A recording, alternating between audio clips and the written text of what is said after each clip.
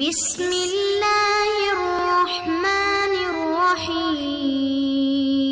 السلام علیکم معزز طلباء کرام، آپ سب کیسے ہیں؟ آج ہم معطا امام محمد کے سبق نمبر 87 کو پڑھیں گے۔ آج کے ہمارے سبق کا عنوان ہے نماز میں نبی کریم صلی اللہ علیہ وسلم پر درود بھیجنے کا بیان۔ آج کے ہمارے سبق کی عبارت باب الصلاۃ علی النبی صلی اللہ علیہ وسلم سے شروع ہوتی ہے، اور آج کے سبق میں ہم جو نماز کے اندر نبی علیہ الصلوۃ والسلام پر درود بھیجتے ہیں یا درود ابراہیمی پڑھتے ہیں، تو اس کے مختلف الفاظ کے حوالے سے ہم پڑھیں گے، اور پھر اس پر بھی گفتگو ہوگی کہ قرآن کریم میں اللہ تبارک و تعالی نے فرمایا یا ایھا الذین آمنوا صلوا علیہ وسلموا تسلیما، کہ ایمان والو تم نبی علیہ الصلوۃ والسلام پر درود اور خوب سلام بھیجو۔ تو نماز میں اگر ہم درود ابراہیمی پڑھتے ہیں تو سلام پہ عمل کیسے ہوگا، اور خارج نماز میں ہم کن صیغہ جات کے ساتھ نبی علیہ الصلوۃ والسلام پر درود پڑھ سکتے ہیں اور کون سے وقت میں پڑھ سکتے ہیں۔ تو بہرحال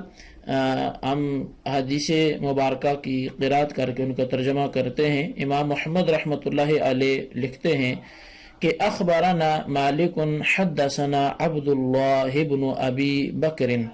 عن ابیہ عن عمرو بن سلیم الزرقی اخبرنی ابو حمید الساعدی قال قالوا یا رسول اللہ صلی اللہ علیہ وسلم کیف نصلی علیک قال قولوا اللہم صل علی محمد وعلی ازواجہ وذریتہ کما صلیت علی ابراہیم وبارک علی محمد وعلی ازواجہ وذریتہ کما بارکت علی ابراہیم انک حمید مجید۔ امام محمد رحمۃ اللہ علیہ لکھتے ہیں کہ امام مالک نے ہمیں خبر دی، اور انہیں عبداللہ بن ابو بکر نے اپنے والد سے متعلق یہ خبر دی، اور انہیں عمر بن سلیم الزرقی نے خبر دی۔ وہ کہتے ہیں کہ مجھے ابو حمید الساعدی نے خبر دی۔ لوگوں کے حوالے سے یعنی لوگوں نے عرض کیا کہ یا رسول اللہ صلی اللہ علیہ وسلم، ہم آپ پر کیسے صلات بھیجیں، درود کیسے بھیجیں؟ تو نبی علیہ الصلوۃ والسلام نے فرمایا کہ یوں کہو اللہم صلی علی، وہ مکمل درود عربی جو پیچھے حدیث میں لکھی ہوئی ہے، یعنی کہ اے اللہ تو درود بھیج حضرت محمد صلی اللہ علیہ وسلم پر اور آپ کی آل و اصحاب پر اور اولاد پر، جیسا کہ آپ کی ازواج پر، جیسا کہ تو نے صلات بھیجی یعنی درود بھیجا ابراہیم علیہ السلام پر، اور برکت نازل فرما حضرت محمد صلی اللہ علیہ وسلم اور آپ کی ازواج مطہرات پر اور آپ کی ذریت یعنی اولاد پر، جیسا کہ تو نے برکت نازل فرمائی حضرت ابراہیم علیہ السلام پر اور ان پر، بے شک تو سب تعریفوں والا بزرگ ہے۔ اخبرنا مالک اخبر نعیم بن عبد اللہ المجمر مولا عمر بن الخطاب ان محمد بن عبد اللہ بن زید الانصاری اخبرہ وهو عبد اللہ بن زید الذی اری النداء فی النوم على عہد رسول اللہ صلی اللہ علیہ وسلم ان ابا مسعود اخبرہ فقال اتانا رسول اللہ صلی اللہ علیہ وسلم فجلس معنا فی مجلس ابن سعد بن عبادۃ فقال بشیر بن سعد ابو نعمان امرنا اللہ ان نصلی علیک یا رسول اللہ فکیف نصلی علیک قال فصمت رسول الله صلى الله عليه وسلم حتى تمنينا إنا لم نسأله قال قولوا اللهم صل على محمد وعلى آل محمد كما صليت على إبراهيم وعلى آل إبراهيم وبارك على محمد وعلى آل محمد كما باركت على إبراهيم في العالمين إنك حميد مجيد والسلام كما قد علمتم قال محمد كل هذا حسن. جی اب یہ دوسری حدیث ہے. امام محمد رحمۃ اللہ علیہ آپ تحریر فرماتے ہیں کہ ہمیں امام مالک نے خبر دی ہے، اور انہوں نے جو خبر دی ہے وہ نعیم بن عبداللہ مجمر سے، جو عبداللہ بن عمر بن خطاب رضی اللہ تعالیٰ عنہ کے آزاد کردہ غلام ہیں، کہ محمد بن عبداللہ بن زید انصاری نے انہیں خبر دی. یہ وہی عبداللہ بن زید انصاری ہیں کہ جنہوں نے حضور صلی اللہ علیہ وسلم کے زمانے میں خواب میں اذان کی کیفیت دیکھی تھی. یہ کہتے ہیں کہ مجھے ابو مسعود نے خبر دی کہ حضور صلی اللہ علیہ وسلم ہمارے ہاں تشریف لائے اور حضرت سعد بن عبادہ رضی اللہ عنہ کی مجلس میں ہمارے ساتھ آپ بھی بیٹھ گئے. پھر بشیر بن سعد ابو النعمان نے عرض کیا کہ یا رسول اللہ صلی اللہ علیہ وسلم، اللہ تعالیٰ نے ہمیں آپ پر صلات بھیجنے کا حکم دیا ہے، تو ہم آپ پر کیسے صلات بھیجیں؟ تو راوی کہتے ہیں کہ حضور صلی اللہ علیہ وسلم نے اس پر خاموشی اختیار فرمائی،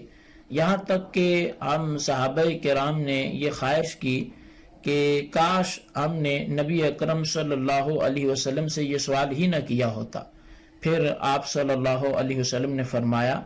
کہ صلات ان الفاظ کے ساتھ بھیجا کرو، اور وہ الفاظ پھر یہ آگے لکھے ہیں جیسا کہ پیچھے بھی ہم ترجمہ اس کا کر آئے ہیں. تو پھر ساتھ فرمایا کہ سلام بھیجنے کا طریقہ تو تم جانتے ہی ہو. اب ان احادیث کریمہ کے بعد امام محمد رحمۃ اللہ علیہ لکھتے ہیں کہ کل ھذا حسن، یعنی یہ سب الفاظ صلات جو ہیں وہ اچھے ہیں. اچھا، اب صلات کے لیے، درود کے لیے احادیث میں مختلف الفاظ وہ مروی ہیں، جن میں سے ملتے جلتے دو قسم کے درود امام محمد رحمۃ اللہ علیہ نے ذکر فرمائے ہیں. تقریباً انہی الفاظ پر مشتمل درود کو درود ابراہیمی کہا جاتا ہے. بہرحال جن الفاظ سے بھی صلاۃ و سلام بھیجا جائے تو امام محمد فرماتے ہیں سب ہی اچھے ہیں. تو اب یہاں پر ایک دو باتیں جو ہیں وہ انتہائی قابل توجہ ہیں. اس میں تو کوئی شک نہیں کہ درود ابراہیمی بڑی برکتوں والا اور بڑی اپنے اندر رعنائیاں سمیٹے ہوئے یہ درود پاک ہے، لیکن درود پاک کے حوالے سے بالخصوص جو اہم بات ہے وہ یہ ہے کہ جیسے میں نے ابتداً آیت کریمہ کی تلاوت کی، ان اللہ وملائکتہ یصلون علی النبی یا ایھا الذین آمنوا صلوا علیہ وسلموا تسلیما. تو اس آیت کی روشنی میں اللہ تبارک و تعالی نے امت محمدیہ کو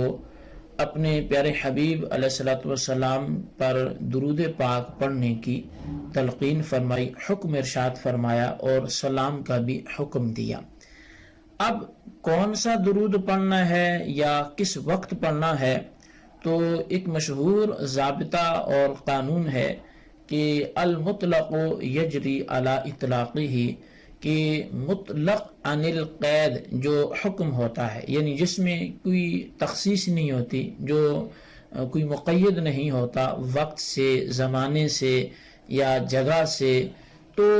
یا صیغوں سے، الفاظ سے، تو پھر وہ اپنے اطلاق پہ جاری ہوتا ہے. مطلب یہ کہ اب ہم اس میں کوئی تخصیص نہیں لگائیں گے کہ فلان جگہ پڑھنا ہے اور فلان جگہ نہیں پڑھنا، یا اس درود پاک کو پڑھنا ہے اور فلان درود پاک نہیں پڑھنا. تو اللہ تبارک و تعالی نے چونکہ اس کی کوئی تخصیص بیان نہیں فرمائی اور مختلف صیغہ جات احادیث کریمہ میں بھی مروی ہیں، نبی علیہ الصلوۃ والسلام کے پاس صحابہ کرام مختلف الفاظوں سے وہ درود پاک پڑھتے تھے۔ تو اس لیے جو حق کی بات ہے وہ یہی ہے کہ آپ جب بھی چاہیں اور جن الفاظ سے چاہیں برگاہ مصطفی میں درود پاک پڑھ سکتے ہیں، بھیج سکتے ہیں۔ اچھا، اب درود جب اللہ کی طرف اس کی نسبت ہو، جیسے ان اللہ و ملائکتہ یصلون علی النبی،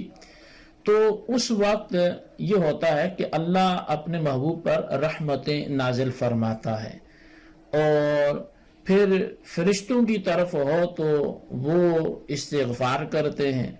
بندوں کی طرف ہو تو یہ بلندی درجات کی دعائیں کرتے ہیں۔ تو بہرحال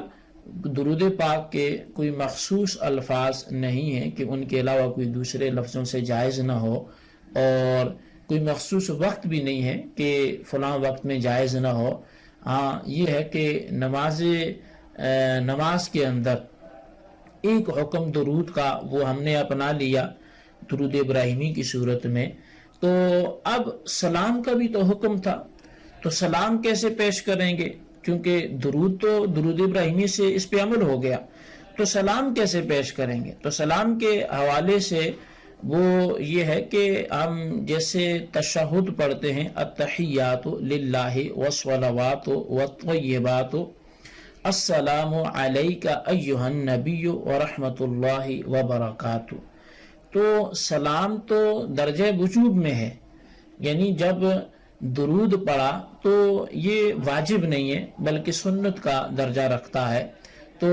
جو سلام نماز میں ہم برگاہ مصطفی میں پیش کرتے ہیں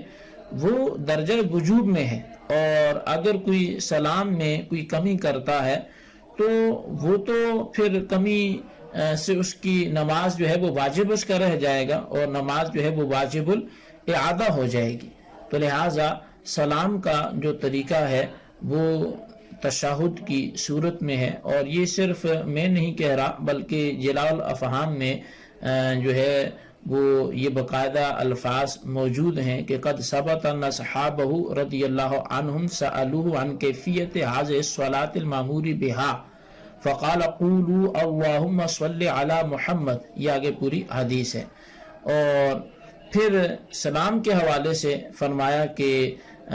جو سلام کی بات ہے تو فقال قولوا اللہم صل علی محمد، حدیث کے بعد وقد ثبت ان السلام الذی علموه هو السلام علیہ فی الصلاة وهو سلام التشہد، کہ یہ بات تحقیق سے ثابت ہے کہ حضور علیہ الصلوۃ والسلام کے صحابہ کرام نے اسی صلاۃ کے بارے میں آپ سے پوچھا تھا جس کا اللہ تعالیٰ نے قرآن کریم میں حکم دیا ہے، اور اس کے جواب میں آپ نے فرمایا کہ اللہم صلی علی محمد، اور یہ پورے آگے درود ابراہیمی یہ پڑھا کرو۔ اور یہ بھی ثابت ہے کہ سلام جو آپ نے صحابہ کرام کو سکھا دیا تھا وہ التحیات کے اندر السلام علیک ایہا النبی یہ وغیرہ الفاظ جو تھے یہ وہ سلام کے الفاظ تھے۔ تو اب اس سے معلوم ہوا کہ جب صلاۃ و سلام دونوں کا حکم ہے تو نماز میں سلام کے معلوم ہونے کے بعد صلاۃ کے بارے میں آپ سے پوچھا گیا تھا، تو آپ نے نماز میں سلام کے ساتھ صلاۃ پڑھنے کا طریقہ بھی وہ تعلیم فرما دیا۔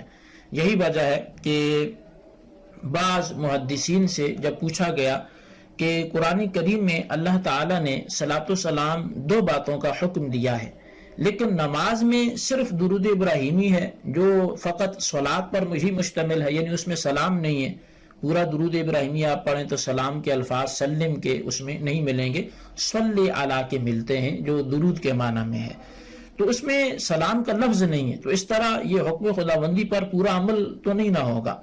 تو محدثین کرام نے ان سوالات کے جوابات میں یہی کہا کہ اس صلاۃ سے پہلے آپ دیکھیں تو دوران تشہد نمازی سلام بھی پڑھ لیتا ہے، لہٰذا نماز میں دونوں باتیں موجود ہیں، اس لیے درود جو ہے نماز